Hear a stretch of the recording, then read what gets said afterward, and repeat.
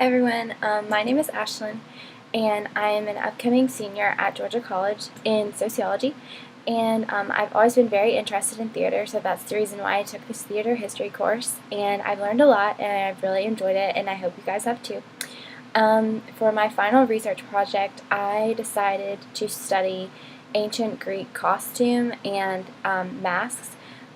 Mainly my emphasis was on masks, but I also wanted to complete the costume because I thought that part was very important to the overall look of ancient Greek theater, and I think that both of them together are important. So to begin my research, I went to the library and I did a quick search of ancient Greek costume. Originally, I wasn't really thinking, and so I found a lot of books on fashion of ancient Greeks, but I found this very useful because it showed anything from, women to noblemen to warriors to even vases and vase paintings, and so that is very useful when you're trying to construct a costume because, you need to see all these different styles of dress so you can decide what you want to do and what, you may be capable of doing and what the tragic actors were actually capable of wearing. So I started out with a book called Costumes of the Greek and Romans by Thomas Hope, and this sort of gave me a basic understanding of the dress of ancient Greeks. Basically what I found in this book was 700 illustrations of different types of Greek and ancient styles of dress.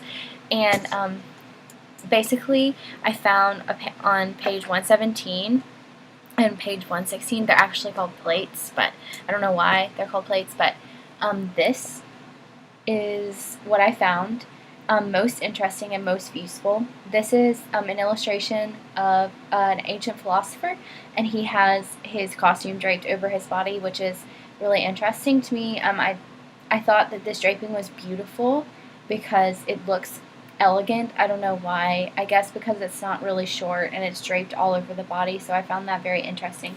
And then in this picture on the left, I found the picture of the woman very interesting because she's completely she has sleeves, and it's draped over. It looks like she has an extra piece of fabric. Also, something I noticed in both of these pictures is there's not a whole lot of design, and this was something that I needed to research further because I needed to see, is there, were the tragic actors in costumes with a whole lot of ornate design, or was it just simple design?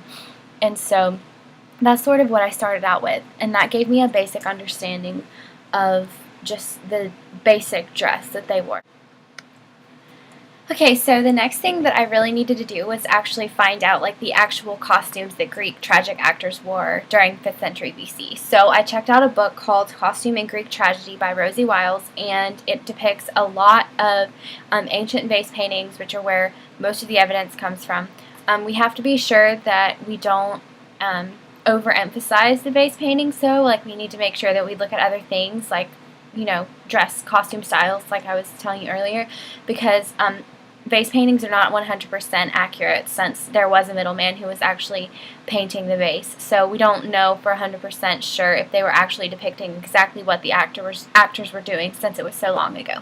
But I did find them very helpful, and I found two main pieces that were very, very, very helpful and interesting to me, and they're these two. The one in the top right was actually where I got not top right, the one right here. Sorry. That's where I got my main inspiration for the mask. He has a pretty naturalistic expression. That's in 460 BC. And this book also emphasizes naturalistic expressions a lot. And then in the bottom picture, that's where I got my main inspiration for the costume. It's an Ionic style sleeve drapery from 460 to 450 BC. And if you notice, it doesn't have a lot of embellishments. It's relatively simple. I wanted to learn about masks since I sort of had a basic understanding of the way that I was going to do the drapery of the actual costume. I wanted to understand the way that I was going to construct the mask. And I actually had a few questions for how to construct the mask that I needed actually answered. And so I found a book called Costumes of the Theater, and that is by Komisarjevsky. and it was printed in 1932, so I didn't want to rely on this for my actual information for the actual, like, costumes themselves, because I wasn't sure. A lot of things that I read in the book were conflicting with things that I read in this and the other books. Like, this said that ancient Greek costumes were brightly colored, and then in my other book, which I love, Costumes in Greek Tragedy, it said that dyeing fabric wasn't customary, so most of them were pretty neutral colors. So I tried to stick with the other book because it was more recent. But this book, I definitely started out with to answer my question about masks, because when I got to the mask section, it just automatically answered my question. My question was more recent masks, like that you buy at the store. The eye holes are completely absent. But in a lot of the illustrations I've seen, there are actually eyes, and so I didn't know how the actors could see. And this book actually says on page 38, the actor saw through the pupils of the eyes of the mask and spoke through an opening in its mouth. So that told me, like, I need to make an opening for the mouth, and I can just put holes in the pupils, and that will help. And that was a little bit tricky whenever I did it, but I'll explain that later. But this book actually answered that one question, and so I think it's very important, because without that I wouldn't have known, and I would have been very confused. So I'm very happy about that. And then I found a lot of inspiration from these ancient Greek vase paintings and things, but I also wanted to find like more recent recreations of the costumes that I was trying to recreate.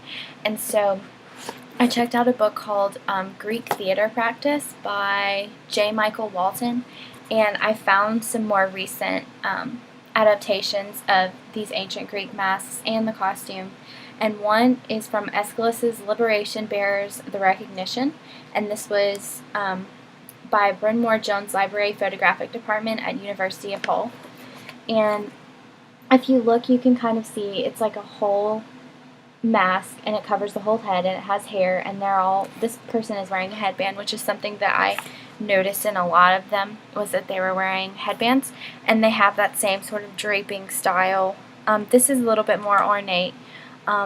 This is probably from a tragic performance a little bit later, but also we have to think about how these people are influenced by, this. There was also influenced by more recent things. There was also another one that I referenced, and it's by Carl Vervain. It's an article by Carl Vervain, and he has done adaptations of these ancient masks, and I will attach a picture so that you can see. But basically I found that very interesting because the masks are very big. They're exaggerated features, but they still are made to look like people. So they're not so exaggerated that you can't see, but they might have really large eyes or a really large nose or a really large mouth to accentuate certain features.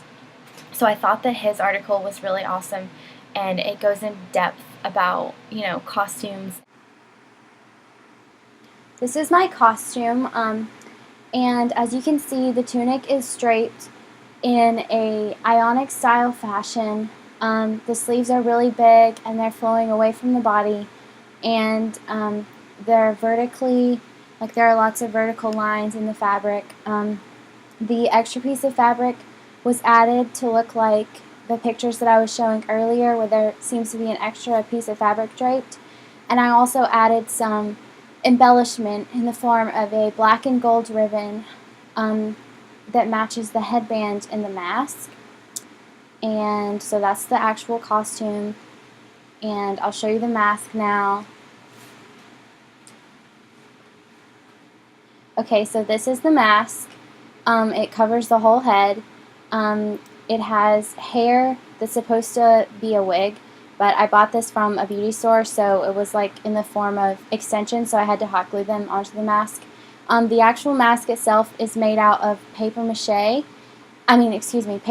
plaster gauze, and the eyebrows and the lips were shaped with modeling clay, and then I painted it myself. And the headband was added because in the book Costumes in Greek Tragedy, the book says that there were a lot of headbands worn by the tragic actors, so I wanted to make this as close to what I saw on the vase paintings as I could. So that's my costume.